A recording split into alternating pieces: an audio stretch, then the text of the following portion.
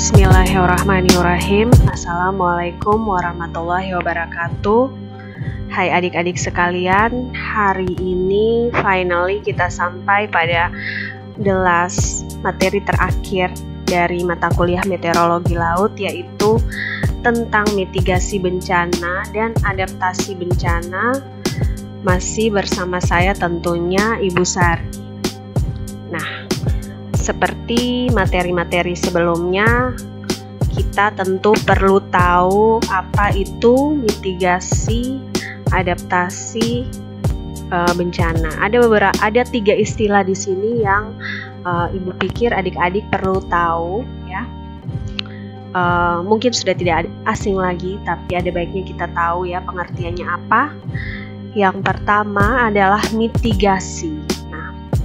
Mitigasi adalah upaya untuk mengurangi risiko bencana, baik bencana alam atau natural disaster maupun bencana ulah manusia atau man-made disaster, sehingga jumlah korban dan kerugian bisa diperkecil.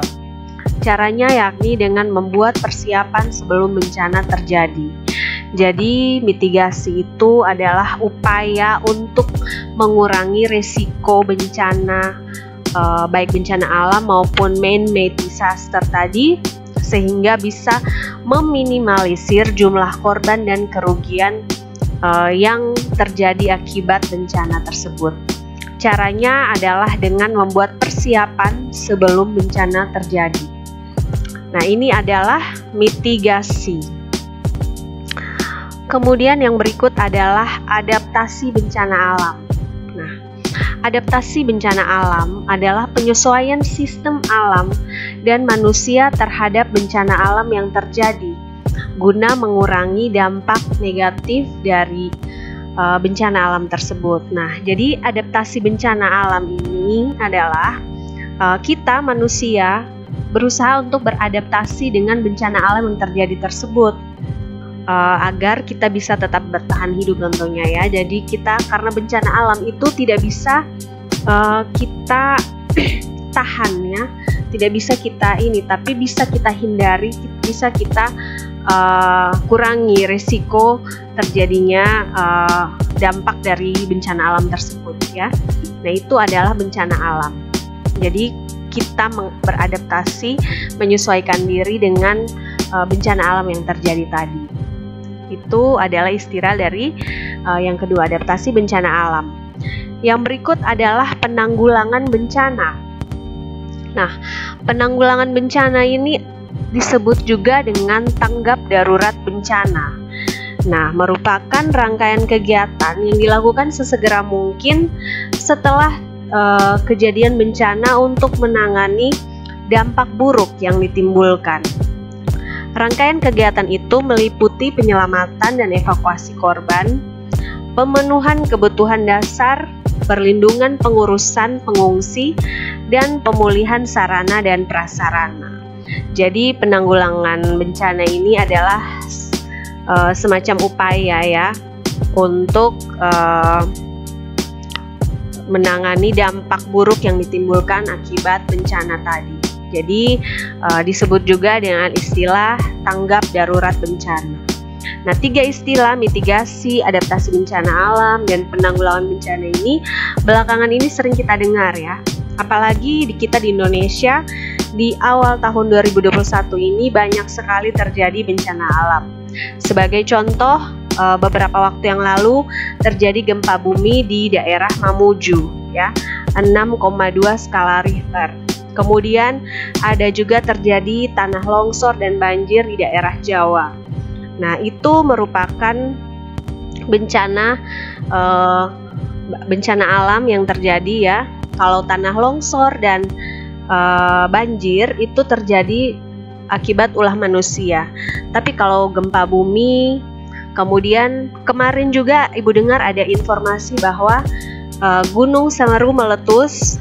Jadi gunung meletus, gempa bumi, tsunami, ya itu adalah bencana alam yang terjadi dari alam itu sendiri. Tetapi kalau yang akibat ulah manusia adalah, sebagai contoh kemarin juga ada banjir dan tanah longsor ya, Itu karena manusia menebang pohon sembarangan, misalnya membakar hutan, kemudian tidak dilakukannya reboisasi dan sebagainya, akhirnya terjadilah yang namanya banjir dan tanah longsor tadi, akibat ulah manusia itu sendiri. Nah, jadi itu adalah bencana-bencana yang terjadi di Indonesia belakangan ini. Kemudian kita lanjut lagi. Yang berikut adalah jenis-jenis mitigasi bencana. Nah, jenis-jenis mitigasi bencana ada dua ya. Yang pertama adalah mitigasi struktural.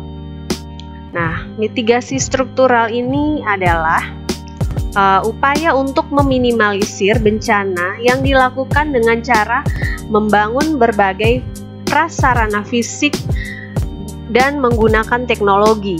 Misalnya dengan membuat waduk untuk mencegah banjir, membuat alat pendeteksi aktivitas gunung berapi, membuat bangunan yang tahan gempa, atau menciptakan early warning system untuk memprediksi gelombang tsunami.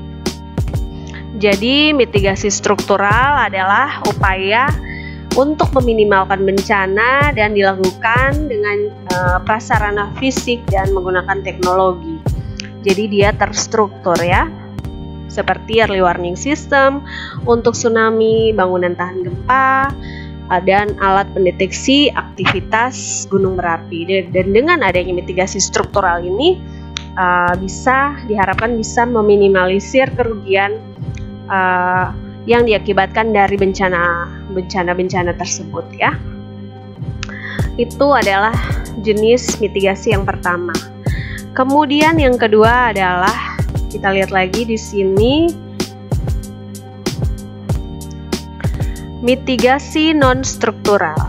Nah, mitigasi non struktural itu adalah upaya untuk mengurangi dampak bencana selain dari cara-cara struktural tadi ya, seperti membuat kebijakan dan peraturan.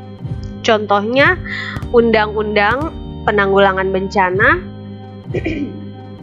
sebagai upaya non struktural dalam bidang kebijakan, kemudian pembuatan tata ruang kota atau aktivitas lain yang berguna bagi penguatan kapasitas warga. Jadi mitigasi non struktural ini dia menggunakan cara-cara berupa membuat kebijakan dan peraturan untuk mengurangi dampak dari bencana tersebut ya. Jadi dia cara-caranya selain cara-cara struktural tadi di mitigasi struktural tadi ya, yaitu dengan ini biasanya dilakukan oleh pemerintah, dan non struktural ini dia masih berupa undang-undang, masih berupa peraturan teori-teori hitam di atas putih seperti itu.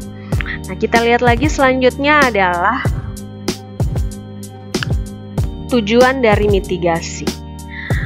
Mengapa mitigasi itu perlu dilakukan? Nah, di sini kita lihat ya. Tujuan dari mitigasi yang pertama adalah meminimalisir korban jiwa.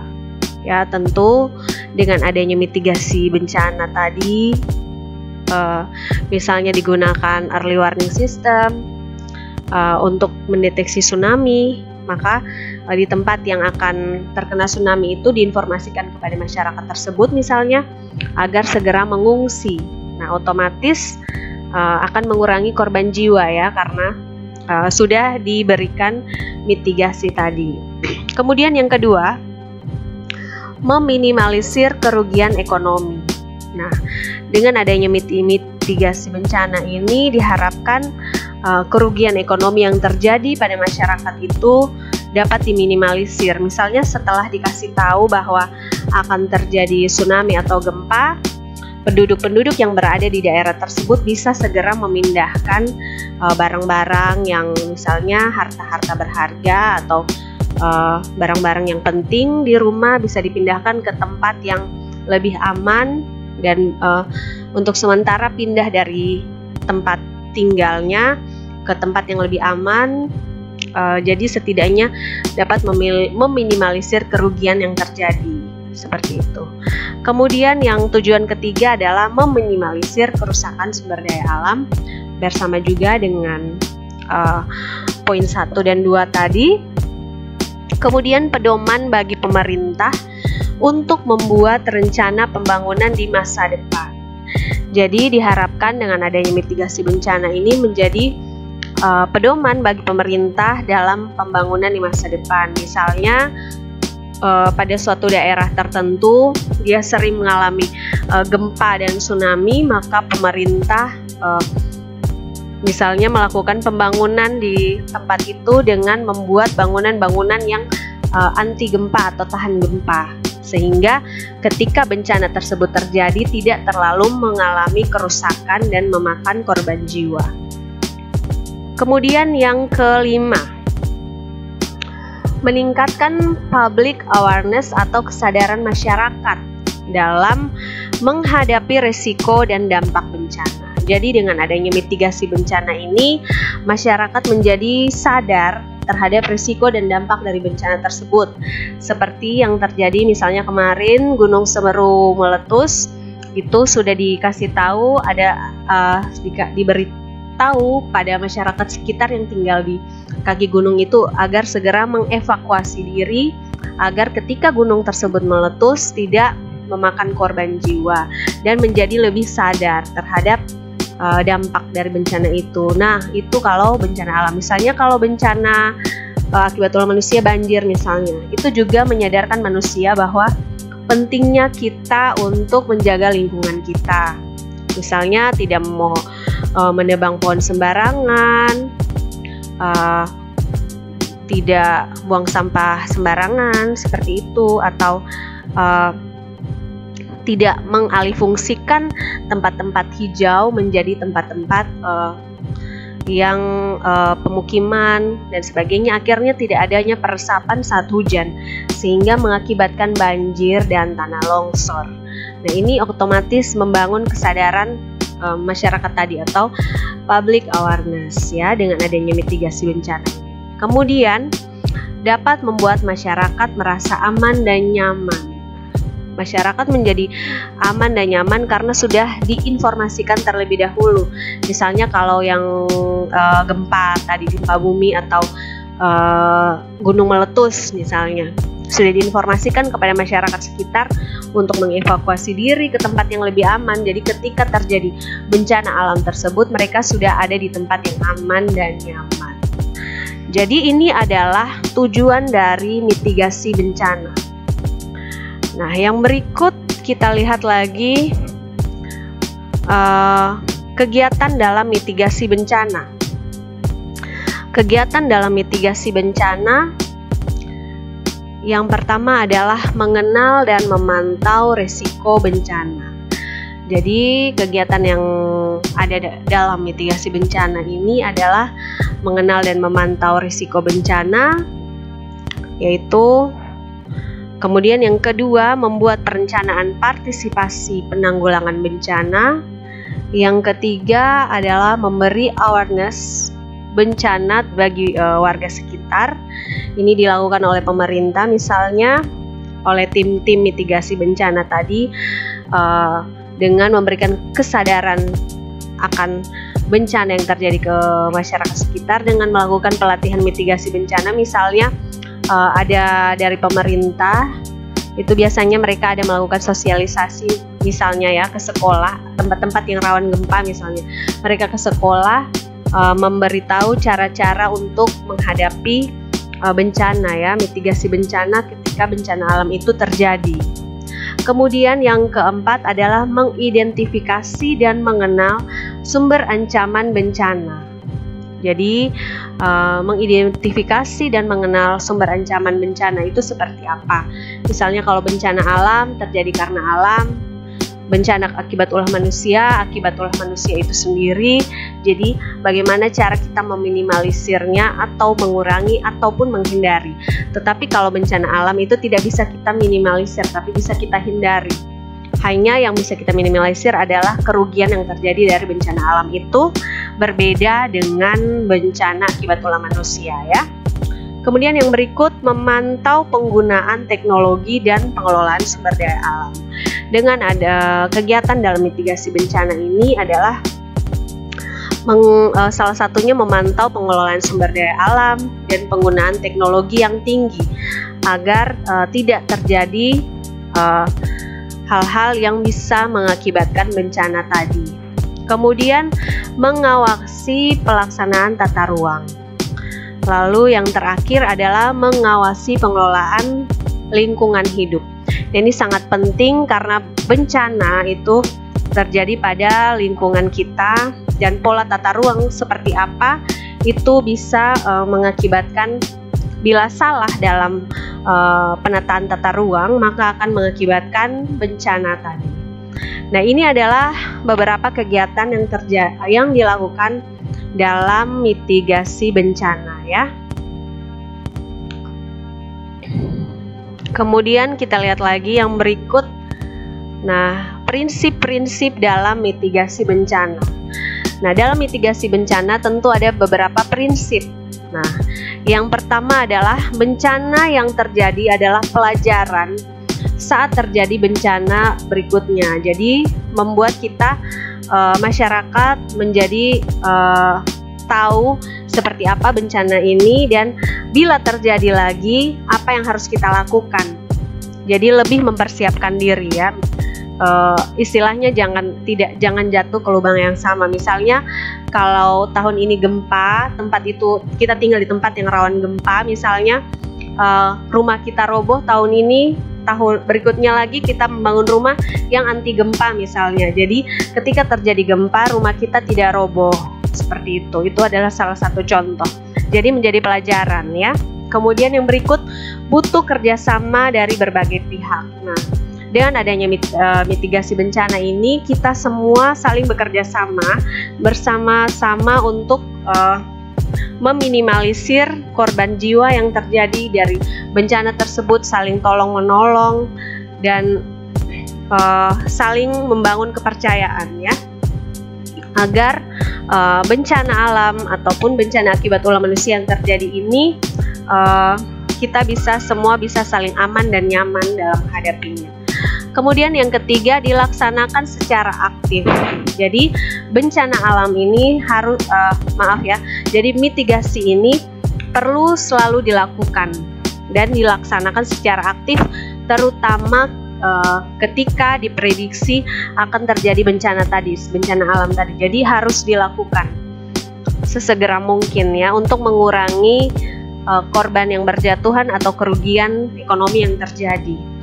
Yang berikut, harus lebih mendahulukan kelompok rentan supaya menghindari lebih banyak korban yang jatuh. Jadi misalnya kalau pada satu tempat tertentu terjadi misalnya daerah yang mengalami kebakaran atau misalnya gempa. Nah, biasanya mereka mendahulukan mengevakuasi anak-anak dan ibu-ibu misalnya, atau anak-anak, ibu-ibu dan lansia.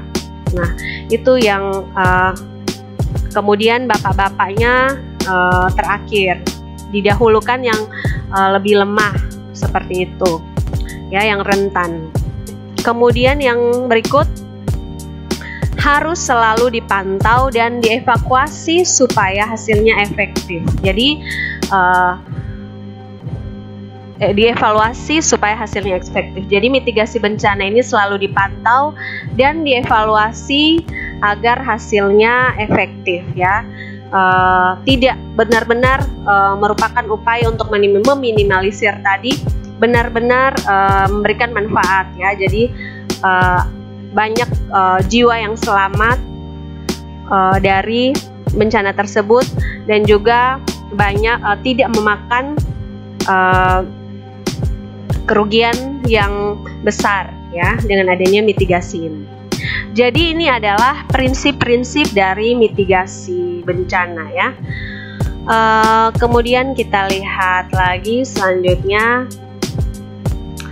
berikut ya, contoh-contoh gambar bencana alam dan bencana akibat ulah manusia. Ini adalah gambar dari gunung meletus. Ini gambar terjadinya tsunami ya. Ini adalah bencana alam yang tidak bisa kita tahan atau kita ini kapan dia datang, hanya bisa kita hindari dan kita upayakan untuk meminimalisir kerugian yang terjadi akibat bencana alam ini. Kemudian ada juga ini misalnya kebakaran hutan. Ini bisa juga terjadi akibat ulah manusia yang membakar hutan atau terjadi juga secara alami. Ini terjadi banjir ya di suatu daerah, bayangkan ini akibat ulah manusia juga ya, karena kurangnya daerah penghijauan, peresapan air sehingga saat hujan terjadinya banjir seperti ini. Kemudian ini juga ada gempa ya, gempa bumi yang membuat badan jalan terbelah.